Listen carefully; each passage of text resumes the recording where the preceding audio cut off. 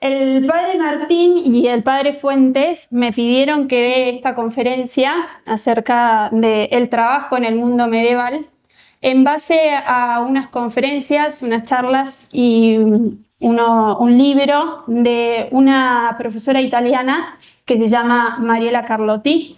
Y como ella, para tratar este tema, sigue un ciclo escultórico acerca del trabajo, como era escultura, parece que los padres no tuvieron mejor idea que pedirme a mí que estudie Historia del Arte. Así que acá estamos, les pido que me tengan paciencia porque es de mis primeras conferencias, así que, bueno.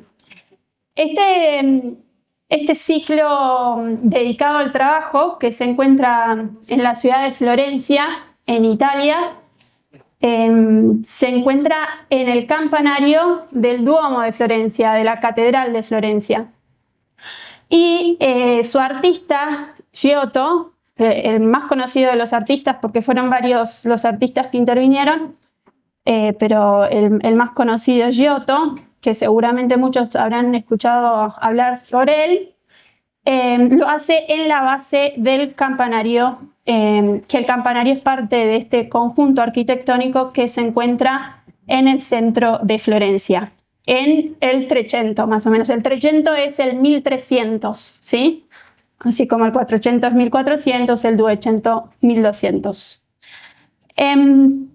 Y Florencia en esta época entra en una gran obra de construcción, porque el trabajo de sus habitantes transforma un pequeño pueblo que era, porque así lo era, un pequeño pueblo, en una gran ciudad protagonista de la historia. Son años de gran emprendimiento económico y de una potente creación estética. El fervor de los mercaderes se entrelaza con el genio de los artistas y todo colabora al esplendor de la ciudad. Aquí vemos una foto de la ciudad de Florencia en la que destaca el Duomo y el campanario. La autora de este libro dice: en Florencia se ve el cambio que Cristo produce en el hombre que lo sigue. El cristianismo es realmente un acontecimiento sorprendente. Un puñado de hombres sencillos, impresionados por la excepcionalidad de la presencia de Cristo, son el comienzo de una aventura humana que en la historia no tiene parangón. Como dijimos, son protagonistas de la historia y se hacen protagonistas de la historia a través del trabajo. Es por eso que Florencia impresiona incluso hoy en día, atrayendo a millones de personas de todo el mundo, y eso lo sabemos muy bien. Y entre las grandes atracciones que tiene esta ciudad y que llevan a estos miles de turistas, encontramos tres grandes edificios que los podemos ver acá con una vista aérea, en donde encontramos en la Plaza del Duomo, que así se llama, estos tres grandes edificios, que son la catedral, que es la que vemos, Santa María del Fiore, la más grande, por supuesto, al frente el baptisterio dedicado a San Juan Bautista y, por último, el campanario, conocido, como ya les dije, como el Campanile di Giotto, que debe su nombre al artista que lo diseñó. El baptisterio, bueno, acá se ve una foto del Duomo. El baptisterio es el que está cortado en la foto, ¿no? Y del campanile. Este es el baptisterio, que fue el primer edificio en ser construido y era el único edificio en la ciudad originalmente que era para la realización del bautismo. Es el monumento más antiguo y fue consagrado en las formas actuales en el año 1059. Es símbolo del octavo día, el día de la resurrección de Cristo, de ahí su planta octogonal. La vida humana, marcada por la muerte, es redimida por la resurrección de Cristo, a la que participamos con el bautismo que nos destina a lo eterno. Delante del baptisterio, entonces, estaba la antigua catedral de Florencia, no la actual. Había otra catedral de Florencia que estaba consagrada a Santa Reparata. En esta imagen se ven la antigua catedral, pero además se ve ya la fachada de la nueva, ¿sí? Es una imagen que armaron así. Y estaba dedicada a Santa Reparata porque el 8 de octubre del año 406, Florencia era liberada del asedio de los bárbaros. Entonces, luego de esa liberación, los florentinos dedican su catedral a esta santa. Pero resulta que a fines del 200 del 1200, las otras grandes ciudades toscanas, como Siena y Pisa, ya habían edificado sus espléndidas catedrales dedicadas a la Virgen María. Y Florencia, que estaba, como ya dijimos, creciendo, no quería quedarse atrás. Entonces comenzó con un nuevo proyecto y en 1296 pusieron la primera piedra del nuevo Duomo. El encargado de este, acá podemos ver, perdón, así les muestro, acá podemos ver en esta imagen cómo era la antigua catedral de Santa Reparata y cómo terminará siendo la nueva catedral, la que hoy en día podemos ver en Florencia. El diseño se lo encargaron a Arnolfo di Cambio y le pidieron que haga una iglesia que fuese la más bella y la más honrada de todas las demás en la Toscana. Y en el diseño que hace Arnolfo di Cambio aparece inmediatamente evidente la referencia al baptisterio. En la imagen lo vemos bien. El baptisterio está delante de la catedral del Duomo con una planta octogonal y lo que hace Arnolfo di Cambio es proyectar ese mismo octógono hacia la parte del altar de la nueva catedral. Entonces se genera un camino, de modo que la iglesia nace en el bautismo y pasa al octógono de la Eucaristía, donde se celebra la Eucaristía, y termina en el octógono de la gloria, que es el de la cúpula. ¿Saco esto? En el octógono de la cúpula, que es el octógono de la gloria, que luego ahí Arnolfo di Cambio había proyectado hacer en la cúpula un gran mosaico sobre la gloria, sobre el paraíso.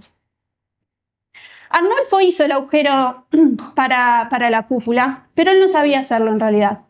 Pero sí lo proyectó, ¿sí? No sabía hacer esa cúpula. Y dice la autora, y esto es muy interesante, que esto es verdaderamente el hombre cristiano, que proyecta las cosas que no sabe hacer, porque pertenece a un pueblo que viaja en la historia, porque su deseo no tiene la forma de su límite, lo rompe continuamente. Es decir, él sabía que no iba a terminar con esta catedral, por una cuestión también de tiempo, pero sabía de que Dios iba a poner en la historia a alguien que pudiera hacer este magnífico proyecto. Tanto así es que este hueco quedó por 140 años vacíos, hasta que luego Brunelleschi pudo llevarlo a cabo. Y de una forma impresionante, porque incluso hoy en día no se sabe exactamente cómo fue que lo realizó. Acá podemos ver cómo quedó por 140 años, ¿no?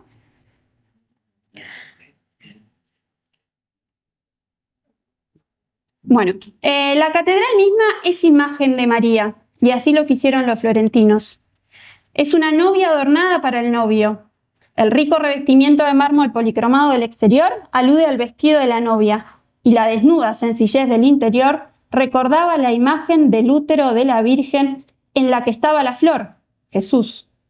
La catedral celebra así el misterio de la Virgen embarazada, imagen de la Iglesia, realidad humana que lleva en el seno a Jesús. Y de aquí el nombre elegido por los florentinos para la nueva catedral, Santa María del Fiore. Perfecto. Gracias. La Virgen que tiene en su seno a Jesús, la flor del árbol de Jesé, la flor es el hijo de la Virgen.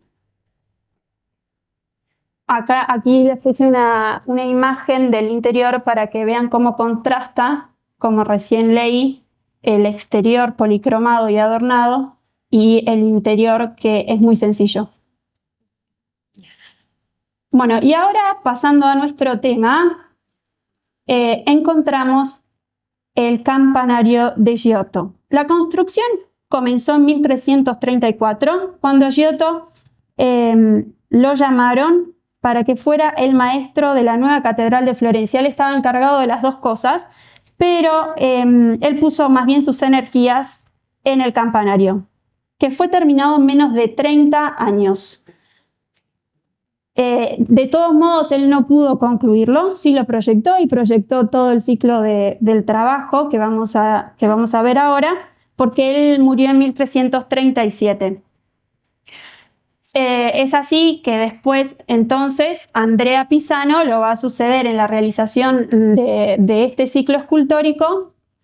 Por eso es que muchos dicen que en realidad el ciclo es de Andrea Pisano, otros dicen que es de Giotto, pero lo que sí se sabe es que fue Giotto el quien lo proyectó, el quien lo diseñó, pero bueno, lo llevó a cabo después Andrea Pisano. Con tan solo 30 años, el campanario ya había sido terminado y fue el primer edificio de la plaza que se completó, porque el baptisterio todavía le faltaba la realización del mosaico interior en su cúpula y le faltaban todavía las esculturas de las puertas. Y la catedral recién estaba comenzándose a hacer. También se lo nombra a Fray Remigio de Girolami, y esto es importante, como inspirador directo del ciclo escultórico. Si bien no se sabe con certeza, se cree que él fue también el que lo inspiró.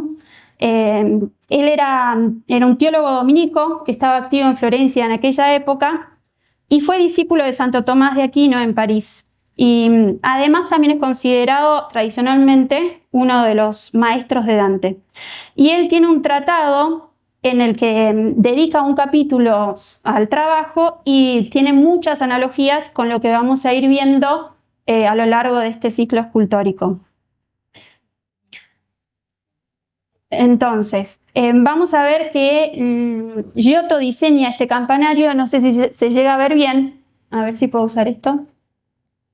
Sí, no sé si llega a ver. Acá en la parte de abajo, él hace este ciclo escultórico en los 4 lados, lo diseña y después en la parte superior, acá van a poner profetas, reyes y patriarcas e incluso sibilas, que son aquellos personajes que por la revelación de Dios de Israel o por don de la intuición dada a los paganos, esperaron y anunciaron aquel que es la plenitud de todos los tiempos. Ahora bien, el campanario era un edificio muy importante en las ciudades medievales, ¿no? Porque la gente no tenía un reloj en la muñeca de su mano, sino que era el campanario de la ciudad la que marcaba las horas con el sonido de las campanas y subrayaba los momentos más importantes del día. El tiempo del día, el tiempo del trabajo, del descanso, de la vida e incluso de la muerte. Es decir, marcaba el tiempo, era la torre del tiempo.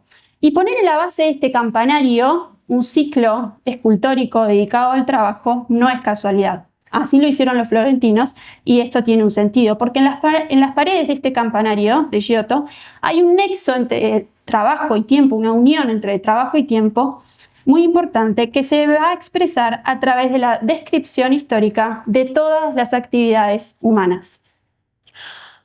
Porque los hombres de la Edad Media, y esto es importante, eran conscientes de que el trabajo, mientras realizaba el destino del hombre individual, edificaba la civilización, hacía que el tiempo fuera historia. Si no hay trabajo, no hay tiempo humano, no hay historia. La historia nace del trabajo. Si nosotros no invertimos nuestro tiempo en trabajo, no hacemos historia. Y si lo hacemos, todo lo contrario. Si invertimos nuestro tiempo en trabajo, edificamos civilizaciones y hacemos historia. En Florencia esto lo decían con orgullo de toda Europa, que sabía que era deudora de la tradición judeocristiana, que tenía una concepción del trabajo que el mundo antes de Cristo y fuera de Cristo no conoce. Porque el trabajo, así como Europa lo ha conocido, así como los monjes lo han enseñado a los europeos, es una creación que es puramente cristiana. Porque el mundo antiguo, que fue, por supuesto, un mundo grandioso, era un mundo que percibía el trabajo, sobre todo el trabajo manual, como una actividad servil. El hombre libre era el que no trabajaba, el que trabajaba era el esclavo. En cambio, el mundo cristiano, y esta es una de las grandes aportaciones que hace el cristianismo a la civilización occidental, ha percibido el trabajo no como la expresión del esclavo, sino todo lo contrario, como la expresión del hombre libre. cuanto más libre es un hombre, más trabaja, porque en su laboriosidad se manifiesta su condición de haber sido creado directamente a imagen de Dios, es decir, a imagen de su creador. De alguna manera el hombre cuando trabaja es corresponsable y es continuador de la creación de Dios. Por eso decimos que la libertad es creadora. Y es así que este ciclo de paneles florentinos está pensado como un largo viaje en la historia, como un diálogo entre Dios y el hombre, donde Dios llama al hombre a colaborar en la creación y por tanto a forjar su destino en el tiempo.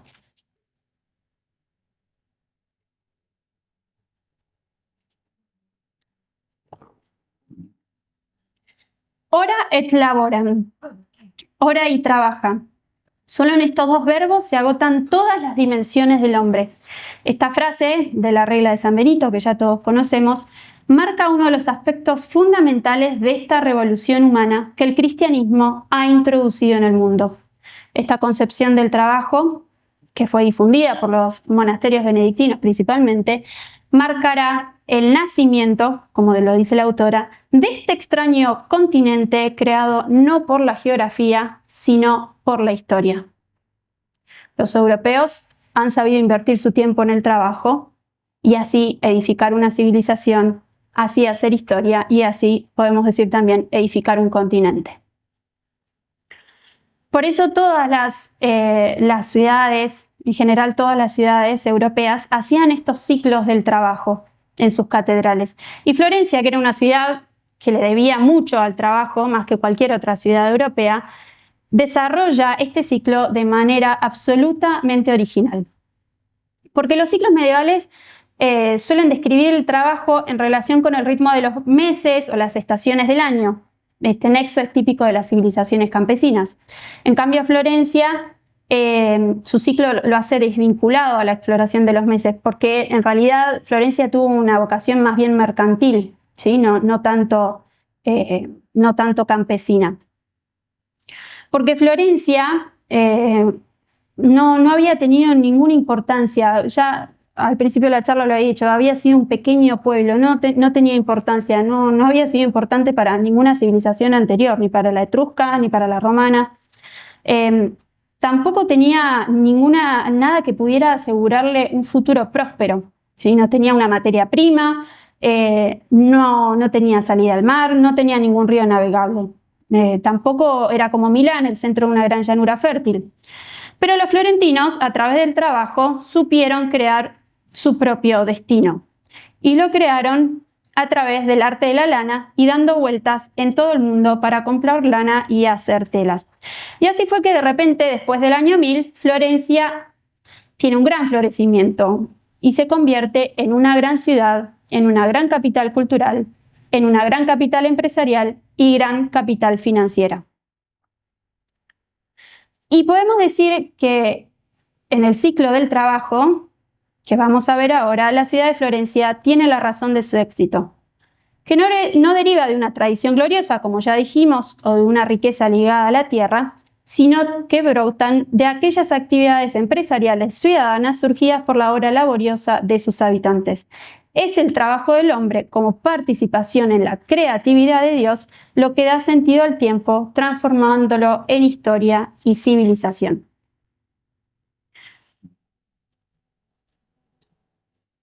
El ciclo se articula en dos niveles. Acá vemos la base del campanario, lo que ya se los había mostrado, pero acá se ve mejor. Se articula en dos niveles. Un primer nivel con esculturas que están dentro de hexágonos y un segundo nivel con esculturas que están dentro de rombos. Esto se distribuye en los 4 lados del campanario y vamos a ver cada una de ellas y a partir de eso nosotros vamos a ir conociendo más profundamente este concepto del trabajo.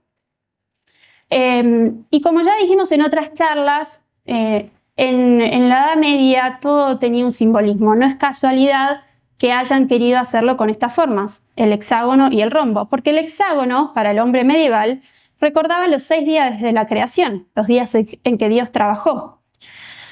Entonces, en estos hexágonos vamos a encontrar las escenas del trabajo. Y en los rombos vamos a encontrar las virtudes y las alegorías, porque el rombo es un cuadrado, figura de la perfección humana, así como lo es el círculo de la divina, porque el hombre es una línea rota, solo Dios es una línea continua. Vamos a ver que los hexágonos son de mármol y vamos a ver que los rombos también son de mármol, pero tienen una mayólica azul de fondo.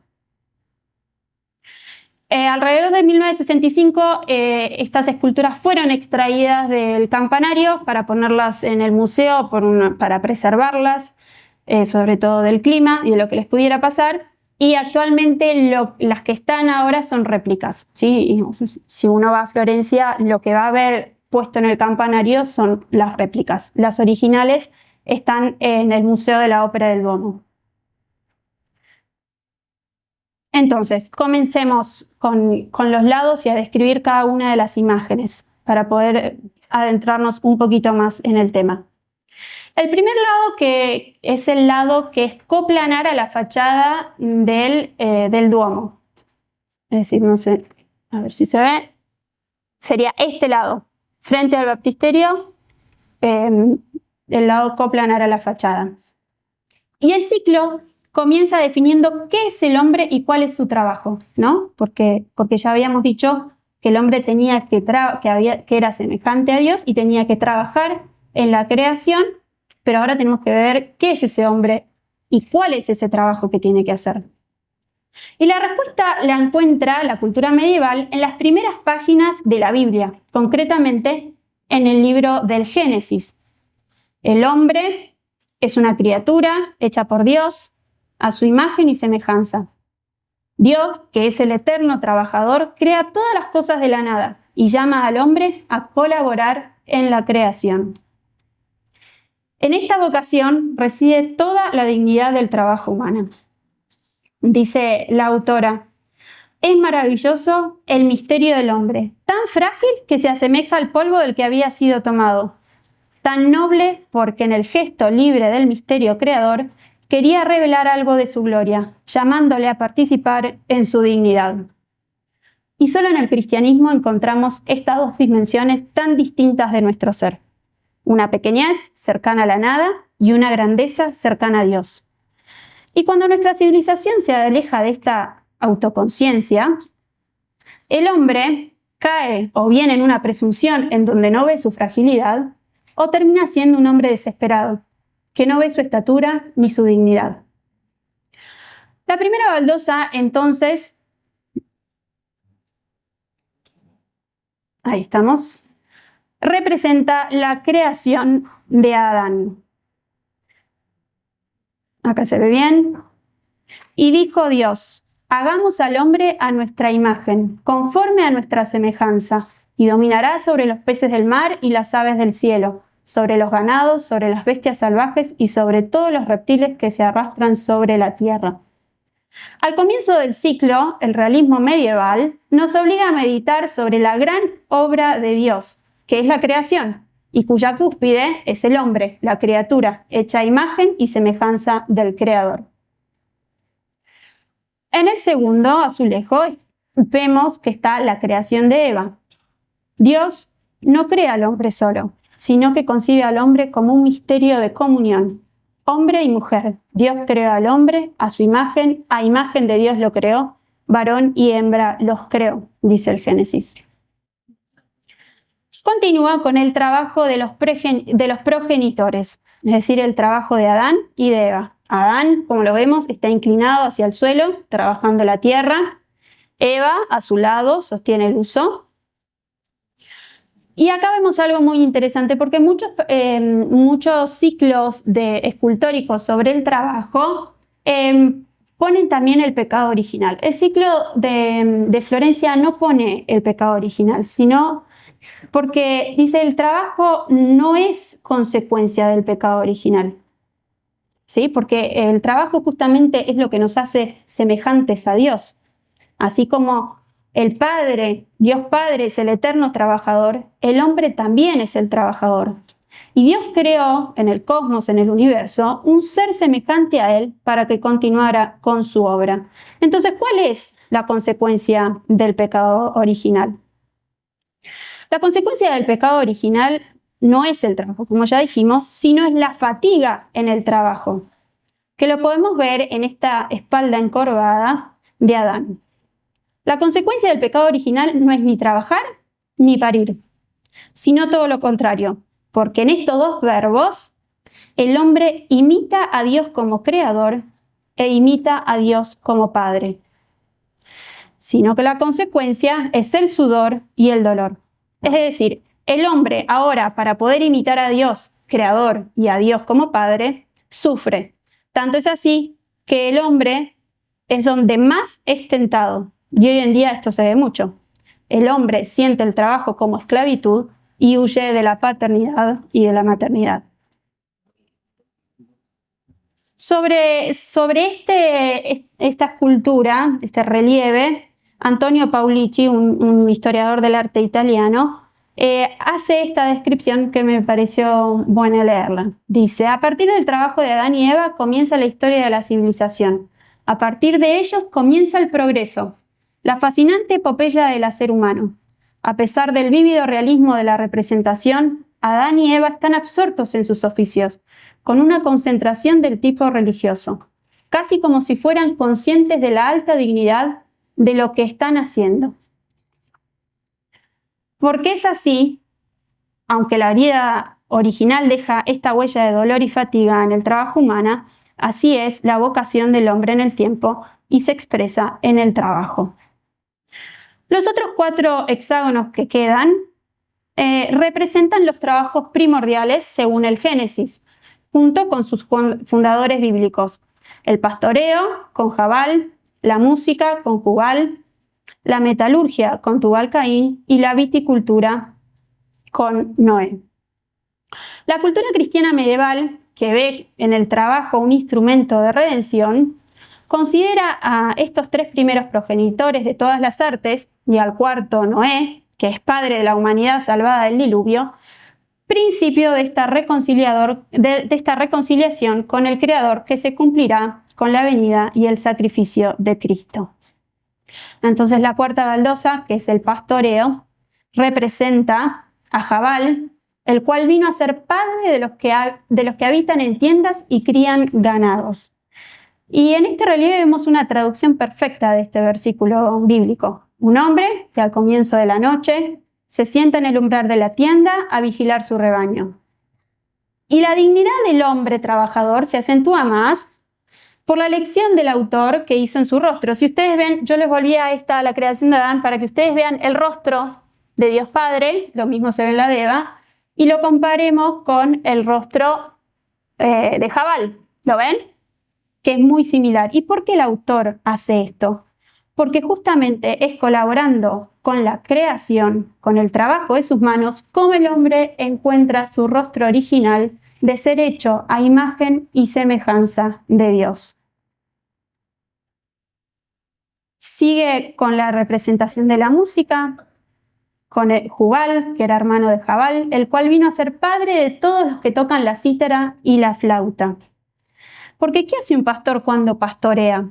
Agarra un trozo de madera y hace una flauta, porque el hombre es aquel animal que tiene la necesidad de la belleza como del pan. El sexto relieve representa, como ya dijimos, a Tubal-Caín, el metalúrgico, que era forjador de todas las herramientas de cobre y de hierro.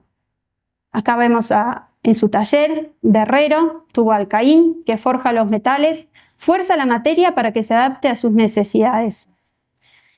Acá se ve el paso a una etapa más evolucionada de la civilización, y aquí surge el sentido positivo del tiempo, del progreso humano que el cristianismo ha dado a Europa.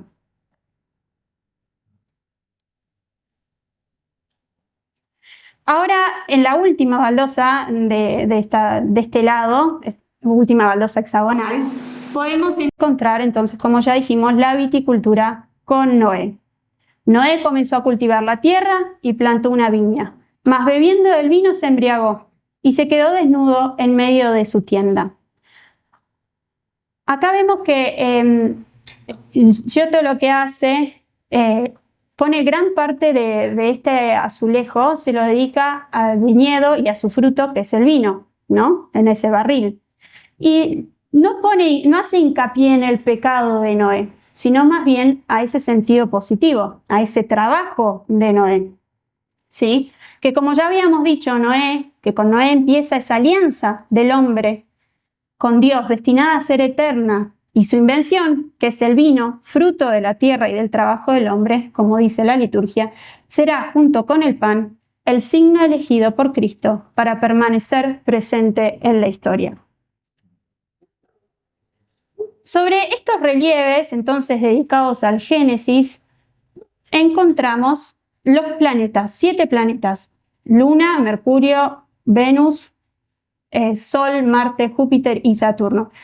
Es muy interesante la disposición que eligieron, porque si ustedes ven, los hexágonos se leen de izquierda a derecha. En cambio, vamos a ver que los planetas se leen de derecha a izquierda. Y esto se debe a que, acá vemos la disposición, ¿no? Acá están el primer lado que estamos viendo, de este lado está el Duomo, y de este lado está el Palacio de la Signoria y la iglesia de Or San Michele, que era la iglesia de los gremios. Entonces, de este lado está el centro más bien político y económico de Florencia, mientras que a la izquierda está la catedral.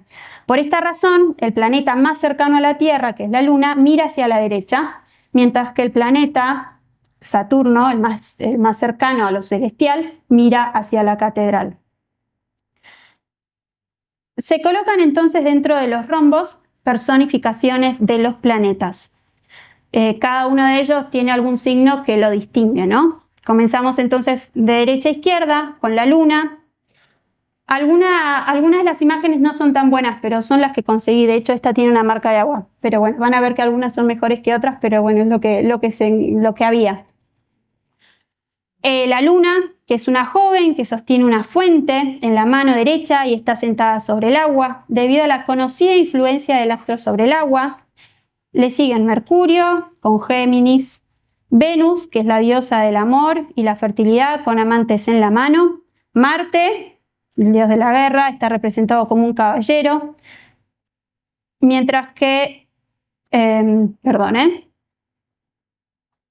pasé de Marte, me olvidé del Sol, perdón. Volvamos. El Sol con cetro y disco solar, Marte representado como un caballero, Júpiter, que es la sabiduría, lleva una túnica de un monje con una cruz y un cáliz. Y el último de los planetas, Saturno, sostiene a su hijo Cronos, que es el tiempo, en la mano izquierda, y la rueda del tiempo en la derecha.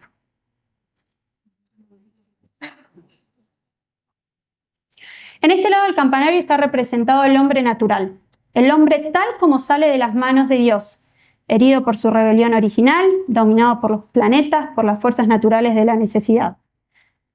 De todos modos, es bien sabido, por otra parte, que para la cultura cristiana medieval, el hombre, aunque influido por los astros, no está determinado por ellos, siendo, gracias a su libertad, el artífice último de su propio destino.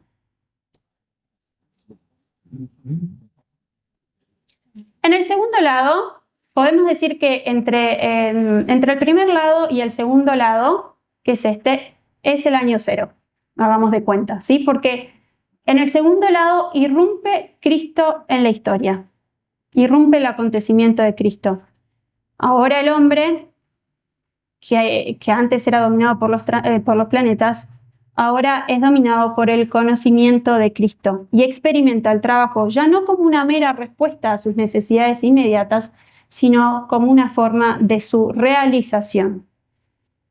Es así que en los rombos superiores encontramos no ya los planetas, sino las virtudes del conocimiento de Cristo, que son fe, caridad y esperanza, las virtudes teologales, y las virtudes cardinales de la vida moral, que son la prudencia, justicia, templanza y fortaleza.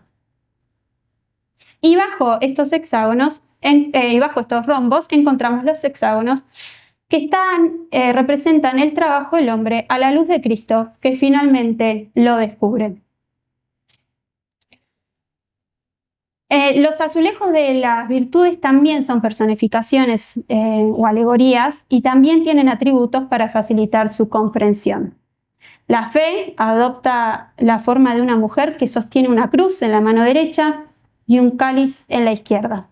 La fe es el reconocimiento del acontecimiento histórico de Jesús, de ahí la cruz que lleva, y de su presencia contemporánea en la Eucaristía, de ahí el cáliz. La caridad se la representa como una mujer próspera que sostiene un corazón, ese corazón ardiente de caridad, y en la mano derecha tiene un cuerno de la abundancia lleno de flores y frutos, porque la caridad es la fecundidad de la fe y la flor es el fruto de la fe. La esperanza, que se representa con alas, queriendo llegar a la plenitud. Le sigue la prudencia. Esta imagen no es tan buena, pero igual creo que se pueden ver los atributos que tiene. Tiene dos cabezas, una joven y otra vieja, porque las dos cabezas son por la consideración de las cosas pasadas y futuras. Uno, para ser prudente, tiene que considerar el pasado y el futuro. El espejo, por el conocimiento de sí mismo. No es posible regular nuestras acciones sin tener el debido conocimiento de nuestros defectos. Y la serpiente, porque la serpiente es una criatura prudente, no se expone al peligro innecesariamente y se mueve con sigilo. Por eso Cristo es que nos dice: sean prudentes como serpientes y sencillos como palomas. La justicia, con la espada y la balanza. La templanza, moderando el efecto del alcohol, vierte agua en una jarra de vino. La fortaleza, con el garrote y el escudo. Bajo las 7 virtudes se sitúan los hexágonos de la actividad de la civilización humana primitiva. Y esta serie de representaciones se abre con la astronomía, situada justamente debajo de la fe. La primera obra humana se sitúa en el orden del conocimiento. Solo el hombre, interesado por la totalidad de la realidad y curioso por la conexión de cada detalle con los astros, se introduce en el conocimiento y manejo adecuado de todos los factores de la vida. Porque la astronomía tiene que ver con la totalidad, con el conocimiento de la totalidad. Y dice la autora: porque el hombre es aquel animal que mientras bebe, debe entender qué conexión hay entre ese vaso del que bebe y las estrellas. En este primer... A ver si se ve, ahí está. En este primer azulejo vemos a un astrónomo que examina cuidadosamente el cielo con el instrumento de su trabajo, el astrolabio, para mirar las estrellas. Y es muy interesante cómo la habitación en la que se encuentra este astrónomo es modelo del universo. Si ustedes ven, está en un universo. ¿Qué estatura tiene el hombre para el cristiano? ¿No? Porque este astrónomo, en comparación con este universo, es gigante. Es tan grande como el universo. Y el cosmos, el universo, es una pequeña habitación para él. Es el asombro ante la totalidad lo que inicia al hombre en el verdadero conocimiento, dilatando su razón desde la evidencia sensible del signo hasta el descubrimiento del sentido. El cielo del hombre cristiano no solo está hecho de estrellas, sino también de la mirada benévola de Dios y de sus ángeles. Mientras mira las estrellas, él descubre a Dios y a los ángeles que se asoman más allá del círculo. ¿Lo ven ahí? Dios y los ángeles. A la astronomía le sigue el arte de construir. Para trabajar, el hombre no solo necesita conocer la finalidad de todo, la conexión de cada detalle con las estrellas, sino que para trabajar el hombre también necesita un guía autorizado, alguien de quien pueda aprender, un maestro. Y este azulejo muestra al maestro de obras guiando a los albañiles en la construcción de un edificio. Si vemos este maestro en tamaño es desproporcionado con respecto a los otros dos albañiles, porque el arte medieval traduce iconográficamente la idea de autoridad con la presencia amistosa de un hombre mayor. No solo se ve esto igual en lo que es el arte medieval, sino que también en culturas anteriores lo vemos.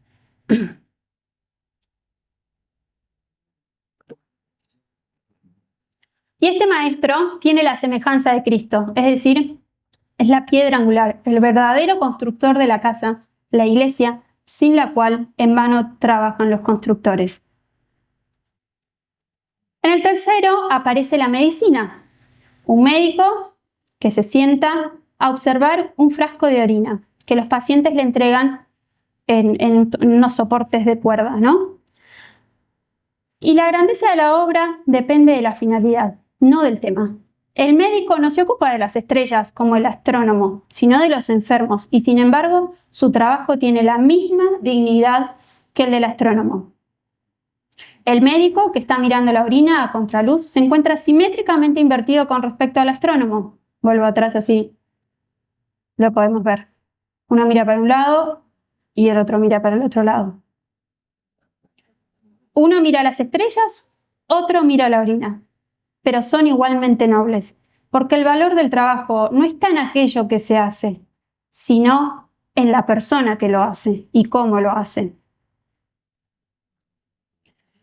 Paulo Locchi, que es el mismo que ya cité, dice con respecto a este azulejo, ¿qué está haciendo el médico? Examina la orina, analizando su color, su viscosidad, su impureza, intenta formular un diagnóstico para establecer la terapia. Parece una trivialidad, pero la aparición de esta lógica supuso una verdadera revolución cultural. De hecho, al principio la medicina nació como magia. El día en que se concibió que la atención al paciente solo puede basarse en el análisis objetivo de datos reales, es decir, en diagnósticos, ese día y no antes, fue el comienzo de la ciencia médica. El azulejo del campanile, que representa al médico diagnosticador, pretende celebrar este logro humano y fundamental. El cuarto panel representa la equitación o la caza, el arte de cabalgar, de doblegar los animales y a la naturaleza a las propias necesidades, porque Dios ha dado al hombre, como dice el Salmo, poder sobre las obras de sus manos, todas las cosas que ha puesto bajo sus pies, todos los rebaños y manadas, todas las bestias del campo. El quinto está dedicado al tejido y es el bajorrelieve más detallado de todo el ciclo del campanile, ¿sí? Y esto se debe, era el tejido es el arte de la lana, ¿no? Y del arte de la lana deriva gran parte de la riqueza de Florencia, ¿sí?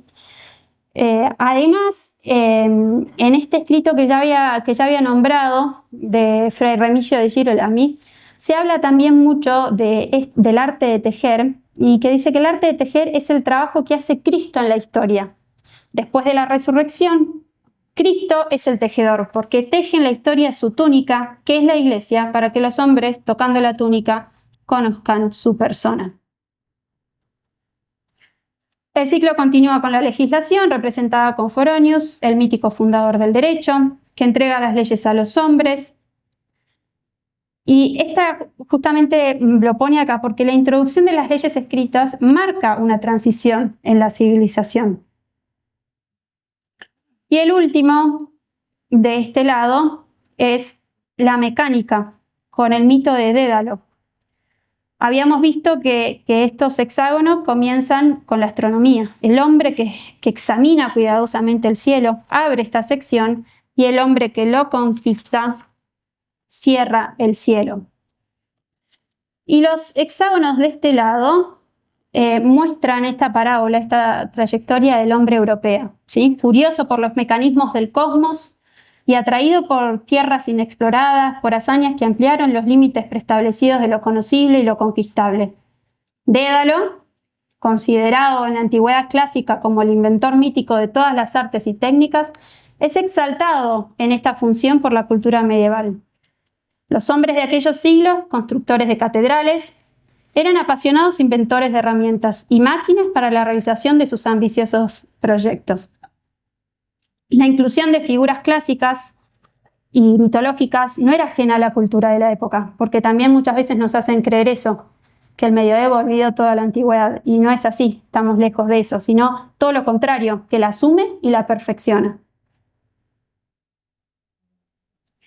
El tercer lado mira hacia la cúpula del Duomo y mira también a una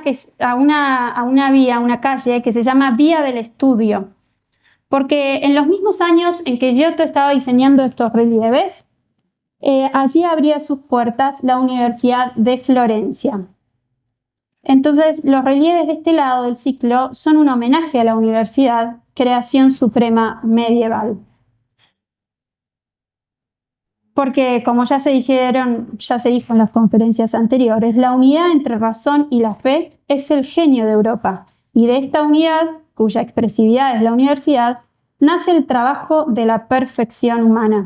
En efecto, en los rombos encontramos el arte del trivium y el quadrivium, que son las disciplinas enseñadas en la universidad medieval y reconocidas como artes liberales. Son las artes del hombre libre.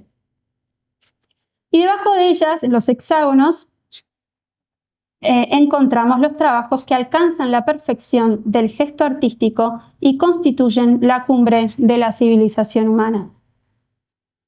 El hombre que conoce a Cristo, en el segundo lado, ahora se apoya en la fe, en el uso de la razón y puede adentrarse más profundamente en el conocimiento de la realidad, en los secretos de la naturaleza, las artes liberales. Los rombos de la parte del orden superior son también personificaciones y alegorías de las artes. El primero, que es la astronomía, con el mundo, le sigue la música, con el salterio, le sigue la geometría, con compases y un libro, la gramática, que es una mujer educando a los niños, con la mano izquierda les hace un gesto benévolo, y en la derecha tiene un látigo. La retórica, armada con un escudo y una espada, y le siguen la lógica con tijeras, símbolo del método rigurista, y la aritmética en el acto de contar. Las dos primeras artes liberales son la astronomía y la música. Ambas ya habían estado presentes en este ciclo, si se acuerdan. No sé si se acuerdan, ¿no? Pero en el nivel inferior de los paneles hexagonales. ¿Por qué? Porque el hombre aprende de la experiencia que luego se convierte en un conocimiento intelectual. En la primera parte del ciclo, la astronomía y la música eran representadas como actividades empíricas, ahora como conocimientos que posibilitan nuevas experiencias. Debajo de la astronomía encontramos en la baldosa hexagonal la navegación. En efecto, para orientarse en el mar hay que conocer las estrellas. Al contemplar este azulejo, sorprende la intensidad de los rostros, la tensión de los cuerpos que traduce el ardiente deseo humano de conocer lo desconocidos. La autora en el libro dice de que a este azulejo le debe el entender de todo este ciclo escultórico. Porque esta iconografía que representa este azulejo, podemos ver que tiene dos escenas. Podemos decir que hay dos cosas representadas. Por un lado, una escena evangélica, Jesús en una barca con dos discípulos. Y por otro lado, vemos el arte de la navegación, el trabajo de la navegación. Y el mundo moderno divide esta escena. Te dice, o es Jesús con sus discípulos, o es el trabajo de la navegación. Y no puede verlas como algo unificado. Entonces, este relieve que muestra al mismo tiempo un marco de la vida de Jesús y un aspecto del quehacer humano, pone de relieve la mayor característica de la civilización cristiana, es decir, una concepción unificada de la vida. Y esta dualidad revela la característica sobresaliente de la cultura medieval. Porque es un mundo de hombres que no tenía otro modo para andar en la barca con Jesús, dice la autora, que levantarse a la mañana a salir a trabajar y mientras trabaja sabe que está andando en la barca de Cristo.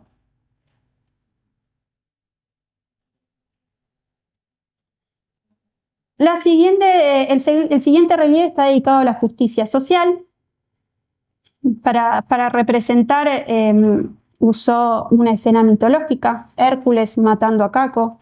Caco era el ladrón que le robó a Hércules las reses, porque dice que hacer política significa construir la justicia, liberar la tierra de monstruos, devolver la armonía original a las relaciones entre los hombres. El tercer azulejo representa la agricultura. También sobre este tema, en una posición similar, corresponde el primer lado, porque habíamos visto una imagen parecida cuando vimos el trabajo de los progenitores, no sé si se acuerdan. Adán trabajando la tierra y Eva sosteniendo el uso. La diferencia entre el primer y el segundo azulejo, dedicado a la agricultura, está marcada por la historia. Del trabajo de Adán, con su espalda encorvada, pasamos a ver a este hombre que trabaja con mucho más vigor la tierra, y el paso es posible gracias a un acontecimiento ocurrido en la historia, que es el acontecimiento de Cristo.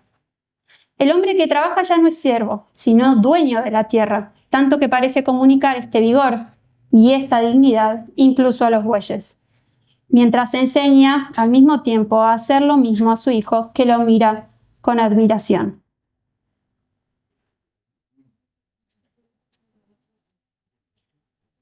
Así se dibuja por completo la estatura del hombre, en el ímpetu de la navegación con el que empezó este lado, hasta los confines de la tierra, y en esta urgencia de arraigo en la tierra, de la que extrae su alimento y sobre la que construye su morada, el hombre que posee tal amplitud y profundidad del alma se convierte en creador de belleza.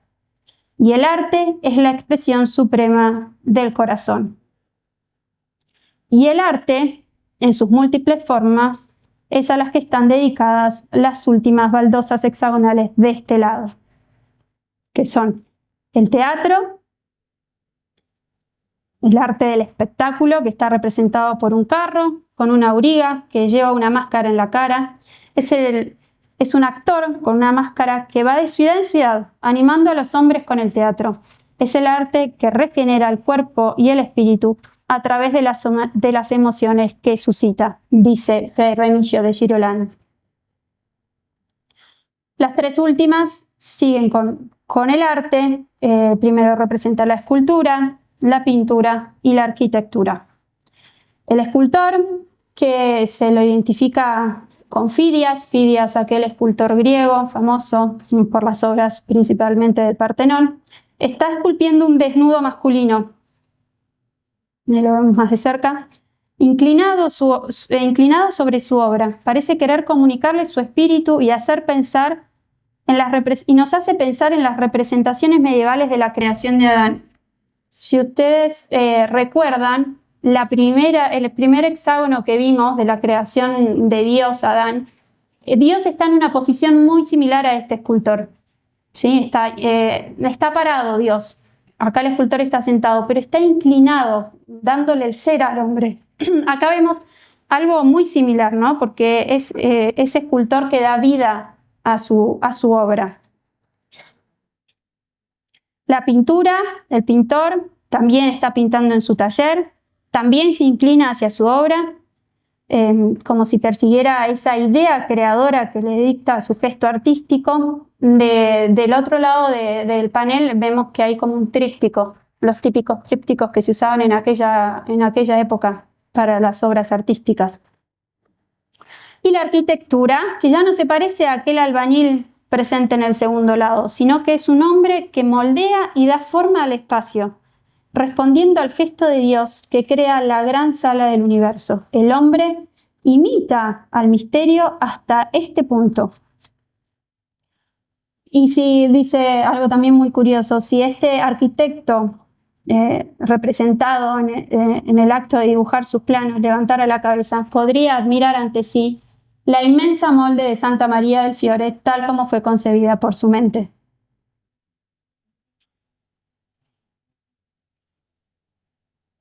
Y el cuarto y el último lado es un lado muy particular.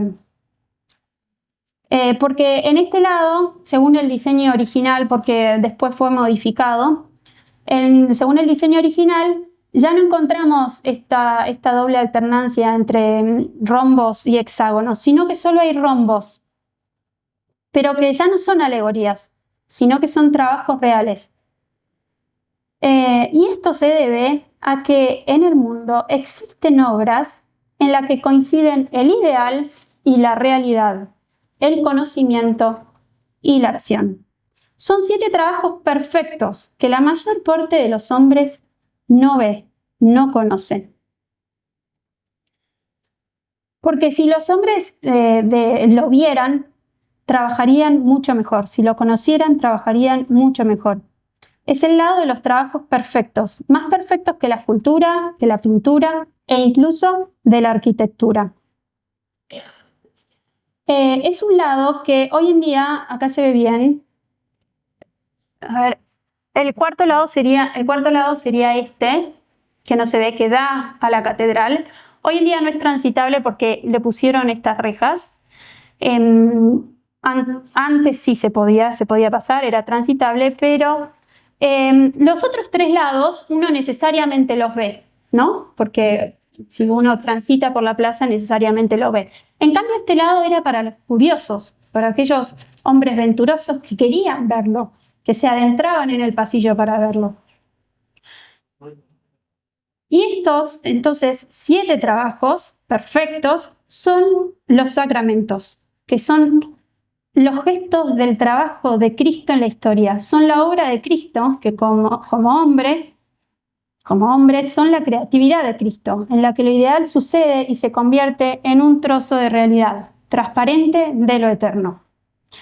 Porque ¿hay un trabajo más grande que llevar a un hombre moribundo y hacerlo eterno, como lo hace el bautismo? Y cuando este hombre se rompe y hay que arreglarlo, como lo hace la confesión, y tomar a un hombre y hacerlo mediador de la relación con Dios, como lo hace el sacerdocio. La serie entonces se abre con el bautismo, que es el gesto por el que Cristo recrea al hombre, convirtiéndolo en una nueva criatura. Vemos que la madrina sostiene al niño, al que el sacerdote rocía con el agua de la pila. Le sigue la confesión, que es la permanencia de este hombre nuevo, cómo la permanencia de este hombre nuevo está asegurada por la misericordia de Cristo, que nos perdona continuamente nuestros pecados. Después le sigue el matrimonio, es el sacramento a través del cual Dios toma el amor entre el hombre y una mujer. Vemos también que este azulejo está lleno de personas, ¿no?, que asisten a este sacramento. Y también es interesante ver cómo el artista puso como una arquitectura en la parte de abajo, porque alude a la construcción fecunda que surge de este acontecimiento. El orden sagrado es peculiar porque vemos que es de pequeñas dimensiones en comparación a los otros, y esto se debe a que antiguamente ahí estaba la puerta que unía la catedral con el campanario. ¿Sí? Antiguamente se pasaba de la catedral al campanario. Luego se modificó, se cerró esa puerta y se entra, a ver si vuelvo atrás para mostrarles. Había una unión ahí entre la catedral y el campanario y se entraba por ahí. Ahora esa unión se sacó y se puso esta puerta. De hecho sacó 2 azulejos, por eso es que después los 2 azulejos que estaban acá se pusieron de este lado y se hizo una modificación. Pero que no lo vamos a ver porque ya no sigue el diseño original de Giotto ni tampoco toda esta simbología que tiene. ¿Sí? Pero simplemente para que sepan de que posteriormente fue modificado. Volvemos entonces al orden sagrado, después la confirmación, ligado al gesto con el que Cristo, a manos del obispo, confirma en el mundo al protagonista de la historia, a su testigo. La Eucaristía, que está representada en el momento de la consagración, en el que un trozo de pan se convierte en el cuerpo de Cristo. Este sacramento expresa el deseo del trabajo humano de transformar con las propias manos la realidad y manifestar su última consistencia.